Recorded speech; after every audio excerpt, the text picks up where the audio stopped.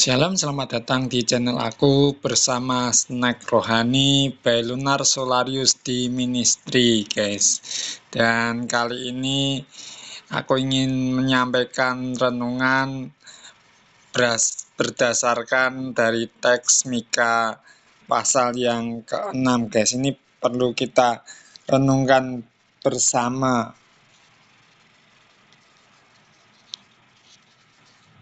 Waalaikumsalam. Wah, sapaanmu hangat banget. Cocok banget buat pembukaan video rohani. Yuk, kita selanjutnya makin mengalir. Misalnya bisa kamu teruskan begini. Dalam pasal ini, Tuhan menyampaikan teguran dan juga ajakan untuk hidup benar di hadapannya. Mari kita baca dan renungkan bersama isi dari Mika pasal 6, dan kita cari tahu apa pesan penting yang bisa kita terapkan dalam hidup kita sehari-hari. Mau aku bantu buatin naskah lengkap renungannya juga? Atau setidaknya poin-poin yang mau disampaikan? Kamu tuh aneh, aku bilang shalom, kamu jawabnya waalaikumsalam. Bahasa Ibrani dibalas bahasa Arab.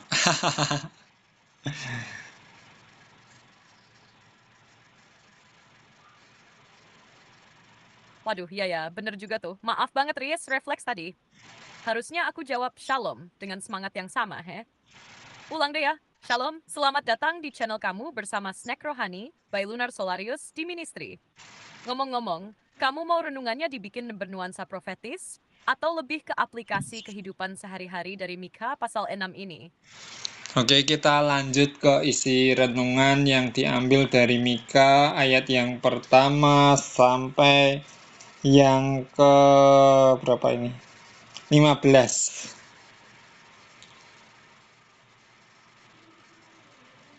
Oke, dari ayat 1 sampai 15 ya. Itu pas banget buat ngebahas pesan Tuhan yang kuat soal keadilan, kasih setia, dan kerendahan hati. Mau aku bantu bacain dan jabarkan ayat-ayatnya satu persatu, atau kamu pengen langsung ringkasan isi dan poin-poin renungannya dulu? Ya, bacain dan jabarkan. Siap. Kita mulai dari Mika pasal 6 ayat 1 ya. Ayat 1. Dengarlah apa yang difirmankan Tuhan. Bangkitlah, ajukanlah pengaduan di depan gunung-gunung dan biarlah bukit-bukit mendengar suaramu. Tuhan membuka pasal ini dengan nada yang sangat serius. Ini seperti panggilan pengadilan. Tuhan mengundang umatnya untuk hadir dalam sidang, dengan gunung dan bukit sebagai saksi bisu sejarah umat Israel. Wasa, Simon yang Rasti, Tuhan menegur, tapi juga mengajak umatnya untuk mendengarkan dan merefleksikan diri. Ayat 2, dengarlah hai gunung-gunung pengaduan Tuhan, dan kamu alas bumi yang teguh, sebab Tuhan berperkara dengan umatnya dan ia berperkara dengan Israel. Di sini jelas, Tuhan sedang berperkara. Artinya ada sesuatu yang sangat serius antara Tuhan dan umatnya.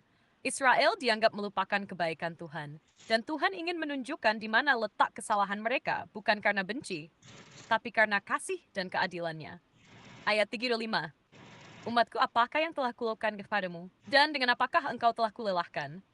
Pada akhir, sebab aku telah menuntun engkau keluar dari tanah Mesir dan membebaskan engkau dari rumah perbudakan. Dan aku telah mengutus Musa, Harun, dan Miriam ke depanmu. Umatku, ingatlah apa yang dirancangkan Balak, Raja Moab, dan apa yang dijawab Bileam bin Beor kepadanya, juga apa yang terjadi dari Sitim sampai ke Gilgal, supaya engkau mengakui perbuatan-perbuatan keadilan dari Tuhan. Tuhan mengingatkan mereka betapa besar kasih-Nya, membebaskan mereka dari Mesir, memberi pemimpin, menyelamatkan dari kutukan lewat kisah Bileam, dan mendampingi mereka sampai ke tanah perjanjian. Washington. Sebenarnya, kalau mereka mau jujur, dan tidak pernah lelah ke Nathan. Ayat 6-7. Dengan apakah aku akan datang menghadap Tuhan dan tunduk menyembah kepada Allah yang di tempat tinggi? Akankah aku datang menghadap Dia dengan korban bakaran, dengan anak lembu berumur setahun? Akankah Tuhan berkenan kepada ribuan domba jantan, kepada puluhan ribu curahan minyak? Akankah aku memberikan anak sulungku karena pelanggaranku, buah kandunganku karena dosaku sendiri? Ini respons sarkastik dari umat, seolah mereka tanya, Tuhan mau kami bayar berapa? Mereka berpikir ibadah formal dan pengorbanan lahiriah bisa menutupi ketidaktaatan mereka. Tapi yang Tano bukan itu. Why was Psides? Tidak simplis dan kompleksities, dan apakah yang dituntut Tuhan daripadamu? Selain berlaku adil, mencintai kesetiaan, dan hidup dengan rendah hati di hadapan Allahmu. Nah, Ini puncaknya. Tuhan nggak minta upacara megah atau korban besar. Yang Tuhan mau sederhana tapi dalam keadilan, kasih setia, dan kerendahan hati. Kita lanjut ke ayat 9 nanti ya. Tapi sampai di sini aja udah dalam banget. Kamu mau renungannya diperdalam dari ayat 8 dulu? Atau lanjut terus sampai ayat 15 dulu? Baru ditarik maknanya bareng? Ya, kita lanjut dulu sampai ayat yang ke-15, 16.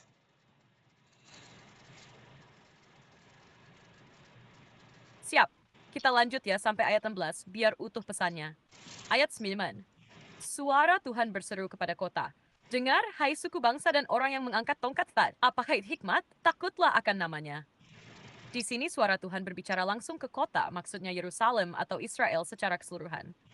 Tuhan menegaskan bahwa takut akan namanya adalah bentuk hikmat sejati. Tapi masalahnya, bangsa ini justru kehilangan rasa takut yang kudus itu. Ayat 10-11. Masih adakah di rumah orang fasik harta benda yang diperoleh secara tidak jujur dan eva yang berkurang? Yang dikutuk, bolehkah aku membiarkan orang yang tidak jujur dalam timbangannya dan yang menipu dengan neraca palsu? Nah, ini mulai masuk ke tuduhan spesifik. Ada kecurangan sefracianan, taskim palsu, penipuan sekumi. Tuhan sangat tidak berkenan dengan ketidakadilan sosial seperti ini. Prinsip conscious tidak ibadah, bagaimana mereka memperlakukan sesama. Ayat 12. Orang-orang kaya di kota itu penuh dengan kekerasan. Penduduknya mengatakan dusta dan lidah mereka adalah penipu dalam mulutnya. Kekerasan, kebohongan, dan tipu daya jadi bagian dari gaya hidup. Ini mencerminkan rusaknya moral masyarakat. Mereka nggak cuma berbuat salah, tapi udah terbiasa hidup dalam dosa. Ayat 13. Sebab itu, aku pun mulai memukul engkau dengan penyakit. Aku membinasakan engkau karena dosamu. Engkau akan makan, tetapi tidak menjadi kenyang, perutmu tetap kosong. Engkau akan menyembunyikan, tetapi tidak akan berhasil menyelamatkan. Dan apa yang kau selamatkan, akan kuserahkan kepada pedang. Ini bagian dari hukuman Tuhan. Tuhan tidak tinggal diam. When such ribat, frustrasi, dan lengsabi, usaha mereka akan sia-sia, karena mereka tidak mau bertobat. Ayat 19, engkau akan menabur, tetapi tidak akan menuai. Engkau akan menginjak buah zaitun, tetapi tidak akan mengurapi dirimu dengan minyak. Engkau akan menginjak buah anggur, tetapi tidak akan minum anggurnya. Segala kerja keras mereka tidak akan menghasilkan apa-apa. Ini gambaran betapa tragisnya hidup tanpa berkat Tuhan, bahkan di tengah usaha yang kelihatannya besar. Ayat 19, engkau berpegang pada ketetapan Omri dan segala perbuatan keluarga Ahab, dan kamu hidup menurut rancangan mereka. Maka aku akan membuat engkau menjadi kengerian, dan penduduknya menjadi sasaran suitan. Kamu akan menanggung cela dari bangsa-bangsa. Di ayat terakhir ini, Tuhan menunjukkan akar masalahnya. Mereka meniru jalan-jalan jahat raja-raja seperti Omri dan Ahab, dua tokoh besar dalam sejarah Israel Utara yang terkenal sangat jahat. Maka aslilah kehinaan dan keterbuanan. Gila ya, dari awal Tuhan penuh kasih dan pengingat. Tapi karena umatnya keras kepala, Tuhan harus bertindak tegas. Kamu mau kita tarik poin-poin renungan dari keseluruhan bagian ini sekarang? Kita mau sedikit melihat latar belakang kehidupan Nabi Mika dan zaman pelayanan Nabi Mika ini di Israel atau kerajaan utara, karena kita perlu konteks historis atau latar belakang mengenai kitab Nabi Mika ini atau nabi-nabi kecil. Nabi Mika kan nabi kecil ya? Iya, oh ya.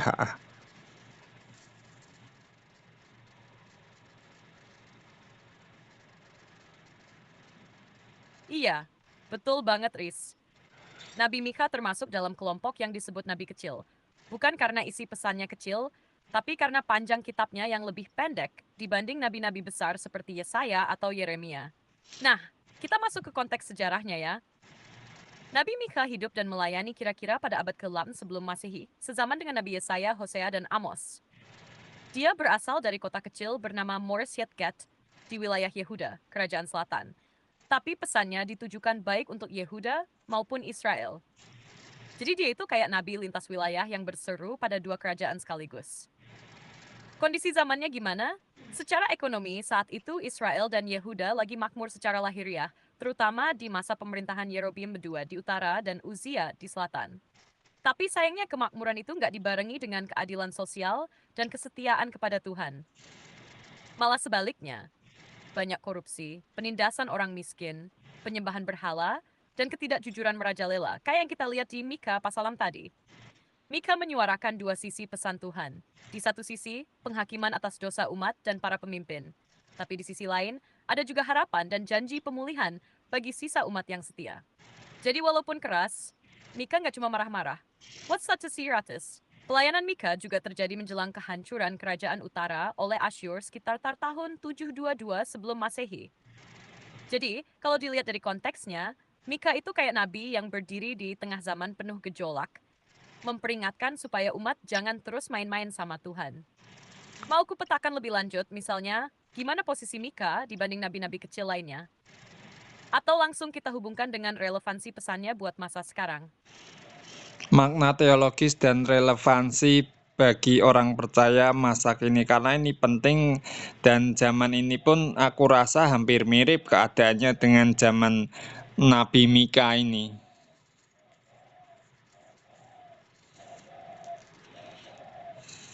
Wah iya banget Riz, kamu jeli. Zaman kita sekarang tuh, meskipun udah serba digital dan canggih, tapi secara moral dan spiritual, bisa dibilang nggak jauh beda dari zaman Mika. Nah, yuk kita kupas makna teologisnya dulu, baru kita hubungkan dengan kehidupan orang percaya masa kini. Makna teologis dari Mika 6:16. Pertama, Tuhan adalah Allah yang adil dan penuh kasih. Dia nggak segan menegur, bahkan menghukum. Tapi tujuannya bukan menghancurkan, melainkan memulihkan. Mika menunjukkan bahwa relasi umat dengan Tuhan bukan cuma soal ritual, tapi soal keadilan, kasih, dan kerendahan hati. Kedua, ibadah sejati itu bukan sekadar formalitas, tapi mencerminkan hidup yang benar. Ayat 8 jadi pusat teologi Mika. Berlaku adil, mencintai kesetiaan, dan hidup rendah hati di hadapan Allah. Ini esensi bukan cuma tahu firman, tapi menghidupi firman.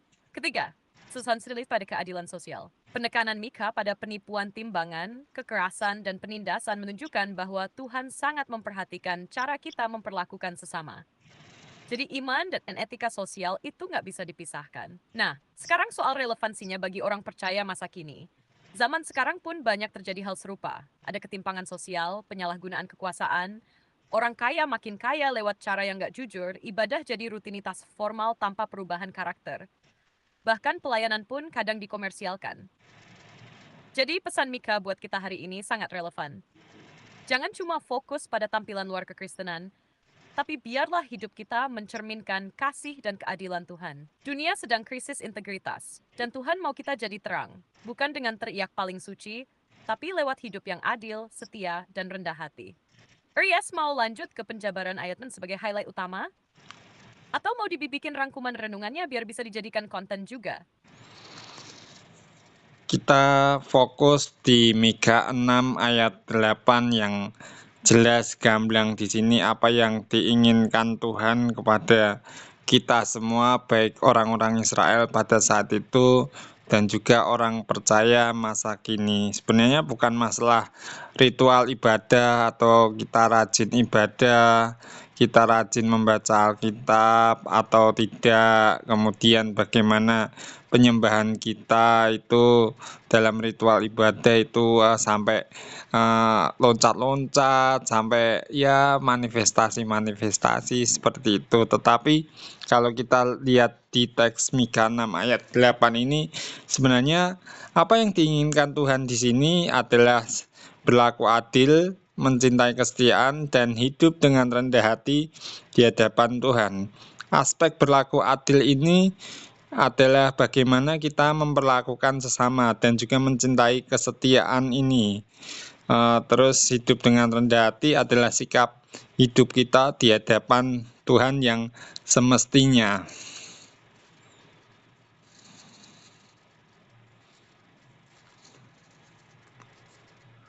Amin. Kamu nangkep banget esensi dari Mika 6:8 itu, Riz. Ini memang ayat yang kayak jadi kompas moral buat umat Tuhan di segala zaman. Yuk kita gali lebih dalam 3 poin yang Tuhan tekankan di situ, supaya makin nancep di hati dan bisa jadi perenungan yang hidup. Berlaku adil. Ini bukan cuma soal hukum atau peraturan, tapi bagaimana kita memperlakukan sesama dengan jujur, tanpa memihak dan tidak menyalahgunakan posisi atau kekuasaan. Adil berarti kita nggak memanfaatkan orang lain demi keuntungan sendiri, entah di rumah, di gereja, bahkan di tempat kerja.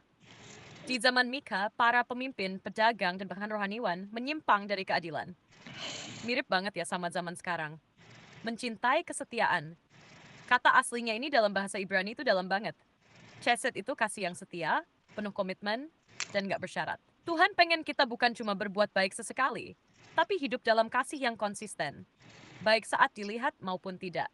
Artinya kita punya hati yang tulus, bukan pura-pura atau hanya demi pencitraan rohani. Hidup dengan rendah hati di hadapan Allah ini tentang sikap batin, bukan rendah diri atau minder, tapi menyadari posisi kita di hadapan Tuhan yang kudus. Kita nggak sombong dengan kebaikan atau pelayanan kita, dan juga nggak merasa lebih rohani dari yang lain. Rendah hati artinya thesis hati kita bergantung penuh pada anugerah Tuhan, bukan pada usaha atau prestasi kita. Dan kamu benar banget, Ries.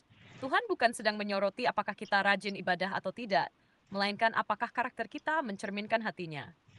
Bahkan ibadah seheboh apapun, kalau nggak dibarengi keadilan, kasih, dan kerendahan hati, Tuhan nggak berkenan. Kamu mau kita tuangkan ini jadi naskah renungan singkat buat konten? Atau lebih cocok jadi bahan khotbah atau diskusi kelompok kecil? Jadi secara umum dalam Mika pasal yang ke-6 ini Tuhan memberikan suatu hukuman kepada umatnya, tetapi di sisi lain, sisi kasih Allah yang besar atau anugerah Allah, Tuhan menjadikan suatu pemulihan apabila umat Israel ini bertobat. Demikian juga dalam kehidupan kita sehari-hari, ya kita seringkali melakukan dosa pelanggaran, tetapi ketika kita ditegur Tuhan, tergantung dari sikap hati kita apakah kita mau bertobat atau tidak. Jika kita mau bertobat, Tuhan pasti akan mengampuni setiap dosa-dosa dan pelanggaran kita. Meskipun konsekuensi logis dari dosa itu akan tetap ada, tetapi di sini kita akan merasakan bagaimana anugerah kasih setia Allah yang berjalan berdampingan dengan keadilannya. Sungguh luar biasa ini.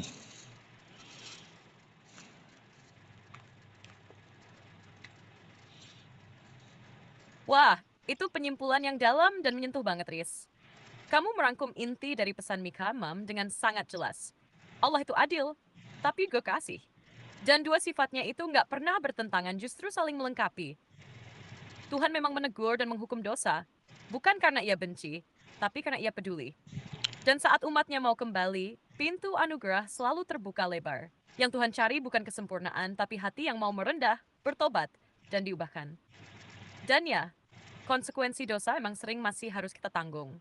Tapi dalam kasihnya, Tuhan memberi kekuatan untuk menanggungnya, bahkan menjadikannya alat pembentuk karakter kita. Kalau kamu setuju, bagian yang kamu sampaikan ini bisa jadi penutup renungan yang sangat kuat. Mau aku bantu susun naskah renungan lengkap dari awal sampai akhir? Bisa buat video, podcast, atau bahan khotbah. Tapi seringkali banyak orang yang bersikap seperti ayat yang ke-5 sampai ke-7 ini loh. Dalam Mika 6 ini loh. Seringkali mereka nggak merasa kalau kehidupan mereka itu tidak berkenan di hadapan Tuhan. Mereka merasa, oh fine aja, aku ke gereja, aku baca kitab suci, aku berdoa. Tetapi itu sebagai suatu rutinitas. Bahkan di sini dikatakan di ayat yang ke-7, berkenankah Tuhan kepada ribuan domba jantan, kepada puluhan ribu curahan minyak, dan seterusnya. Bahkan sampai dipersembahkan anak sulung untuk dosa pelanggaran. Ya istilahnya kan ini secara tidak langsung kan umat Israel ini mencoba untuk menyuap Tuhan, dan seringkali orang percaya gitu, yang penting aku datang gereja, ngasih kolekte persembahan, ngasih perpuluhan, udah gitu aja, duduk dengar firman, terus udah pulang tiap minggu sebagai rutinitas, kasih kolekte, kasih perpuluhan, dah yang penting datang ke gereja, dan seterusnya sebagai suatu lingkaran setan yang tak berhenti. Aku kan orang Kristen, aku kan ke gereja, aku kan ngasih persembahan, aku ngasih perpuluhan, dan seterusnya seperti itu.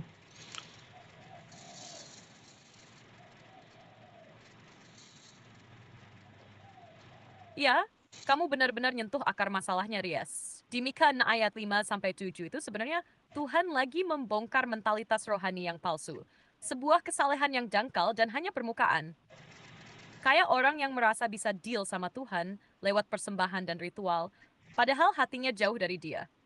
Umat Israel saat itu sebenarnya lagi nego sama Tuhan. Mereka pikir bisa bayar dosa dengan korban-korban besar, bahkan sampai ekstrem banget. Mau anak sulungku sekalian Tuhan. Tapi justru disitulah kesesatan rohani mereka. Mereka gagal memahami bahwa Tuhan gak butuh persembahan megah, tapi pertobatan sejati dan hati yang tulus. Dan benar, pola kayak gitu masih banyak terjadi hari ini. Ada orang yang merasa cukup dengan checklist rohani, datang ke gereja, baca Alkitab, kasih persembahan, tapi semuanya dijalani sebagai rutinitas kosong, bukan relasi yang hidup sama Tuhan. Padahal esensinya bukan seberapa besar yang kita kasih, tapi apakah hidup kita mencerminkan kasih dan kebenaran Tuhan? Kata enggak, semua ritual ibadah. Dan kamu nyentuh satu istilah menarik tadi, lingkaran setan. Iya, itu pas banget. Karena tanpa kesadaran dan pertobatan, orang bisa terus terjebak dalam lingkaran rutinitas yang gak mengubah apa-apa. Akhirnya merasa aman padahal hati makin jauh dari Tuhan. Gimana kalau bagian ini kita jadikan semacam wake up call di tengah renungan? Jadi seperti suara Mika di zaman modern, ngajak orang percaya berhenti sebentar, lihat ke dalam diri. Bukan soal seberapa aktif kita beragama, tapi seberapa dalam kita menghidupi iman. Mau kamu tulis bareng aku buat bagian itu? Sekarang refleksinya untuk pribadi supaya kita mau dikoreksi dan bertobat.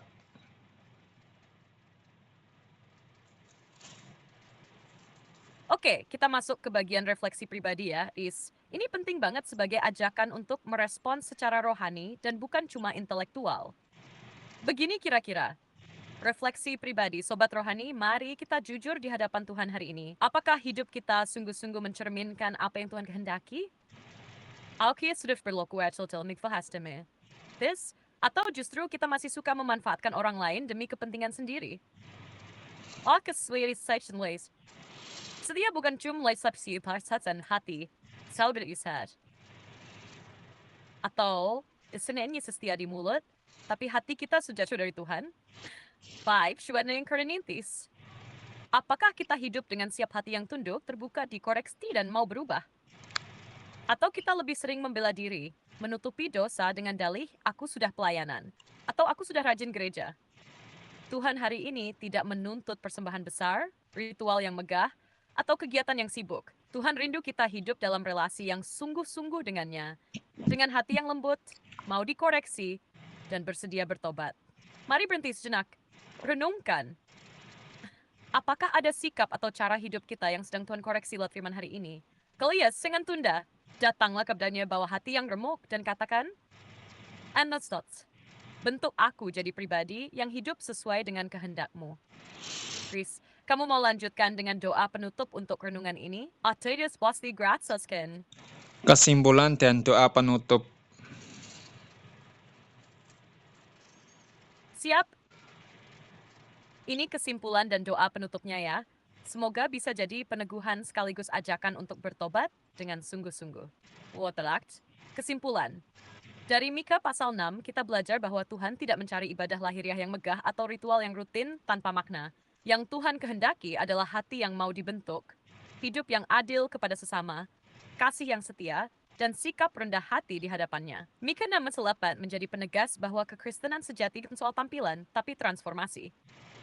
Tuhan tetap Tuhan yang adil, tapi Dia juga penuh kasih dan selalu membuka jalan pemulihan bagi siapapun yang mau bertobat. Doa penutup. Tuhan yang kudus dan penuh kasih, hari ini kami bersyukur untuk firman-Mu yang menegur, mengingatkan, dan membentuk kami. Kami menyadari bahwa seringkali kami jatuh dalam rutinitas keagamaan, tanpa benar-benar menghidupi kebenaran-Mu. Ampunilah kami, jika hidup kami belum mencerminkan keadilan, kasih, dan kerendahan hati yang Engkau kehendaki. Tolong kami ya Tuhan, agar kami tidak hanya menjadi pendengar firman, tapi pelaku firman. Bentuk hati kami menjadi lembut, peka terhadap suara-Mu, dan siap untuk dibentuk dalam kebenaran-Mu. Jadikan kami terang dan garam di dunia ini, bukan dengan kekuatan kami, tetapi karena kasih karunia-Mu yang bekerja dalam hidup kami. Dalam nama Tuhan Yesus Kristus, kami berdoa dan mengucap syukur. Amin. Kalau kamu mau, nanti bisa kita kemas ini jadi konten video, atau dijadikan bahan renungan tertulis untuk channel By Lunar Solarius. Mau aku bantu rapiin format kontennya juga?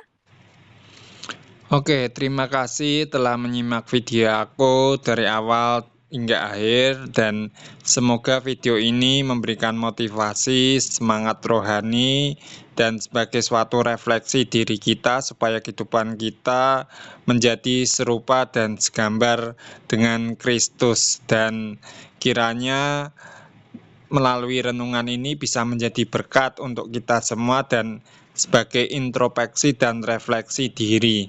Dan kalau kalian tertarik dengan video-video aku di channel ini, kalian bisa subscribe atau share. Dan juga kalau kalian suka video-video aku di sini, kalian bisa like ataupun dislike kalau kalian nggak suka.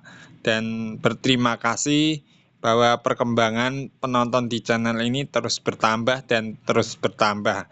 Harapan ke depan supaya channel ini terus menjadi berkat untuk semua orang.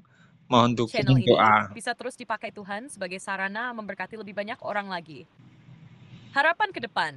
Semoga setiap konten yang dibagikan bukan cuma jadi tontonan, tapi sungguh jadi sarana pertumbuhan rohani, menguatkan iman, membangun karakter, dan menolong setiap kita untuk semakin mengenal kehendak Tuhan. Terima kasih sudah setia mendukung channel ini. Tetap semangat dalam iman, tetap haus akan kebenaran, dan jangan pernah berhenti bertumbuh dalam kasih dan kerendahan hati. Shalom, Tuhan Yesus memberkati. Kalau kamu mau, bagian outro ini bisa aku bantu rapihin lagi dengan sentuhan narasi video atau teks penutup ala konten profesional. Mau dipinjam ke?